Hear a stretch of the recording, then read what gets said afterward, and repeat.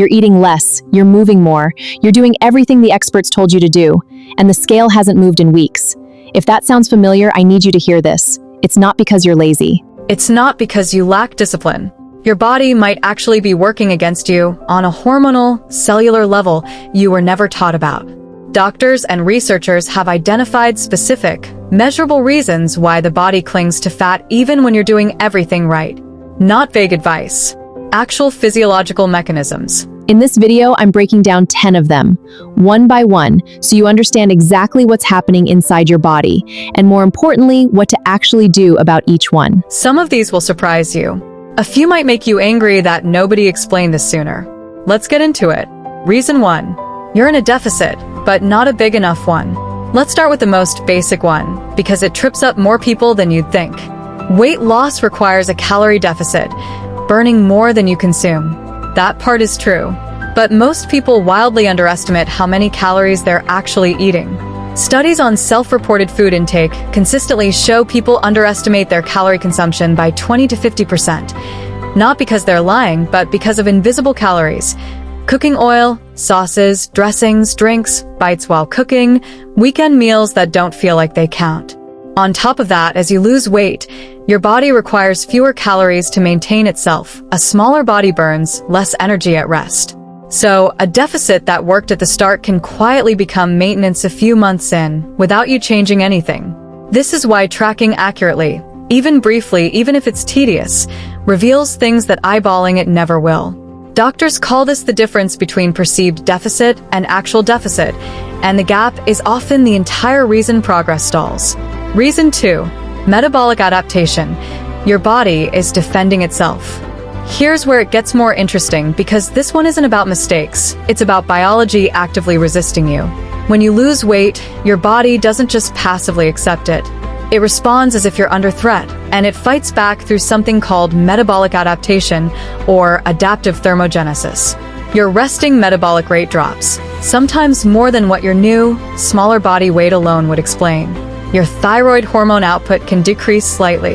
Your nervous system dials down fidget energy, the subconscious movement and calorie burn you don't even notice, called NEAT, or non-exercise activity thermogenesis.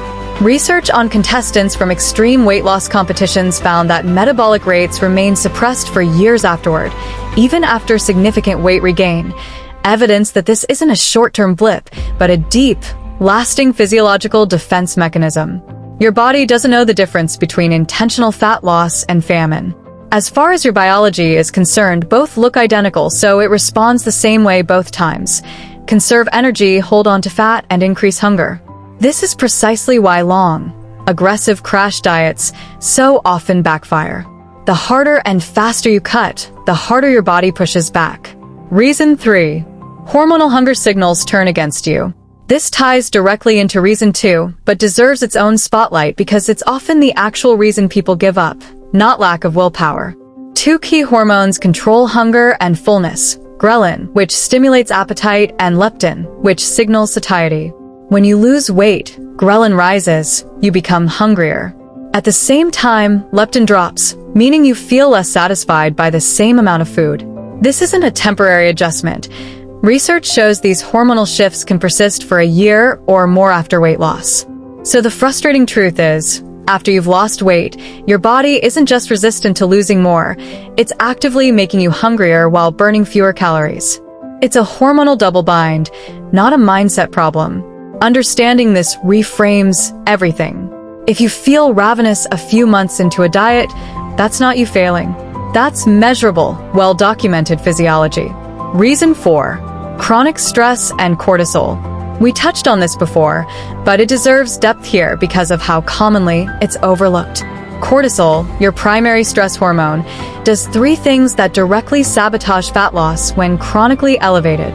It promotes fat storage, particularly visceral fat around the abdomen. It increases cravings for high-sugar, high-fat comfort foods because your body believes it needs quick energy for a threat. And it can interfere with sleep quality, which compounds nearly every other issue on this list. The tricky part is that most people underestimate how chronically stressed they actually are. It doesn't have to feel like a crisis. Constant low-grade background stress from work, parenting, finances, or poor sleep produces the same elevated cortisol as a major life event, just spread out over months or years instead of days. This is why two people can eat identical diets and see completely different results. One relaxed, well-rested, and hitting their targets, the other stressed, sleep-deprived, and stuck despite doing the same thing on paper. Reason 5. Poor sleep undermines everything else.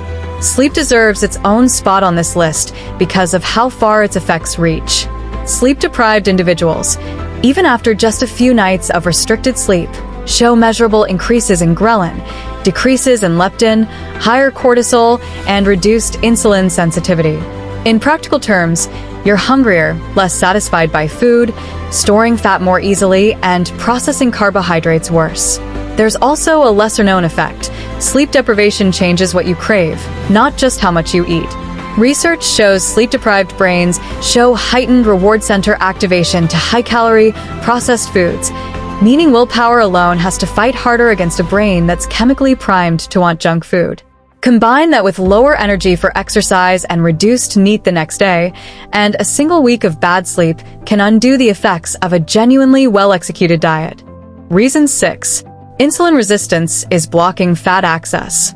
We covered insulin briefly in relation to belly fat specifically, but its role in overall fat-burning resistance is bigger than most people realize. Insulin's job is to store energy. When it's elevated, your body prioritizes storing fat over releasing it for fuel, meaning even in a calorie deficit, if insulin stays chronically high, fat mobilization is actively suppressed at the cellular level. Insulin resistance develops gradually, often from years of high sugar, high refined carb eating combined with inactivity, and it's extremely common, including in people who aren't visibly overweight. The practical implication: two people can eat the same number of calories, but if one has significant insulin resistance and the other doesn't, the deficit works very differently for each of them. This is part of why identical diets produce wildly different results between individuals. It's not always about discipline. It's about the underlying hormonal terrain the diet is operating in. Reason 7. You're losing muscle, not just fat. This one is sneaky, because it doesn't show up on a scale. It shows up as a stalled scale despite doing everything right. In an aggressive calorie deficit, especially without adequate protein or resistance training, a meaningful portion of the weight lost can come from muscle, not fat. Since muscle is metabolically active tissue, burning calories even at rest, losing it lowers your resting metabolic rate further, on top of the metabolic adaptation already happening. This creates a frustrating cycle. Less muscle means a lower calorie ceiling to lose fat, which tempts people to cut calories even further, which risks losing even more muscle. This is precisely why doctors and dietitians increasingly emphasize protein intake and strength training during fat loss, not for aesthetics, but to protect the very engine that burns your calories in the first place. Reason 8. Underlying medical factors nobody checks. Sometimes it isn't lifestyle at all. It's an unaddressed medical issue. Hypothyroidism, where the thyroid produces insufficient hormone, directly slows metabolism and is more common than most people realize, particularly in women. Polycystic ovary syndrome, or POS, is strongly linked to insulin resistance and can make fat loss significantly harder regardless of diet quality. Certain medications, including some antidepressants, beta blockers, and steroids, are well documented to promote weight gain or resist weight loss as a side effect. None of this means every stalled fat loss journey is a hidden medical condition. Most aren't. But doctors consistently point out that people spend months blaming willpower for something a simple blood panel could identify. If you've genuinely controlled diet, sleep, and stress for an extended period with zero movement, it's worth ruling out physiological causes with an actual healthcare provider, rather than assuming it's a personal failing. Reason 9. Alcohol is doing more damage than you think. We mentioned this before with belly fat, but it deserves a deeper look here because of how underestimated it is. Alcohol is processed by the liver ahead of everything else you've eaten, meaning fat oxidation is paused while your body deals with alcohol first. Beyond the direct calories in the drink itself, this creates a backlog effect where fat you've already eaten gets stored rather than burned while your liver is occupied. Alcohol also lowers inhibition around food choices, which is why a night of drinking so often comes with late-night eating that wouldn't happen sober, and it disrupts sleep architecture. particularly REM sleep, compounding reason 5. None of this requires eliminating alcohol entirely. But doctors consistently point to it as one of the most underestimated variables people leave unexamined when troubleshooting a stalled fat loss journey. Reason 10. Your set point is fighting you. Last, but arguably the most important one to understand. Your body appears to defend a certain weight range, sometimes called a set point, through the exact mechanisms we've already covered: hunger hormones, metabolic rate, and energy expenditure, all recalibrating to pull you back toward a previous weight. This is why fat loss often isn't linear. It can come in stair steps, with plateaus in between where nothing appears to be happening on the surface, even though underlying hormonal shifts are occurring. The important nuance doctors emphasize: the set point isn't fixed forever. Consistent new habits, sustainable eating patterns, strength training, adequate sleep, stress management appear able to gradually shift it over time. But it does mean short-term crash approaches are fighting a defense system your body isn't going to give up on quickly, and sustainable change requires patience measured in months, not weeks. So knowing all 10 of these, what actually works? Track your intake honestly, even briefly, to close the gap between perceived and actual calories. Prioritize protein and resistance training to protect muscle mass and metabolic rate. Treat sleep as non-negotiable, 7 to 9 hours, consistently. Manage chronic stress actively, not just when it feels unbearable.